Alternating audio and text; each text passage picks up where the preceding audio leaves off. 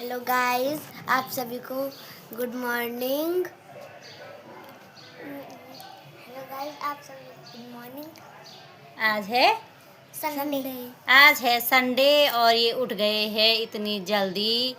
जो कि मैं दूध लेने गई थी और ये उठ रखे थे। और नहीं, स्कूल के दिन तो बड़ी मुश्किल से उठते हैं, रो रो के। आज क्यों उठे जल्दी? क्योंकि आपको परेशान करेंगे, क्योंकि आदत हो गई है संडे को जल्दी उठने की है। हाँ, जल्दी उठने की रोज रोज। हैं? और आपका बुखार हो गया ठीक है? हैं? और आपका पिका है ये।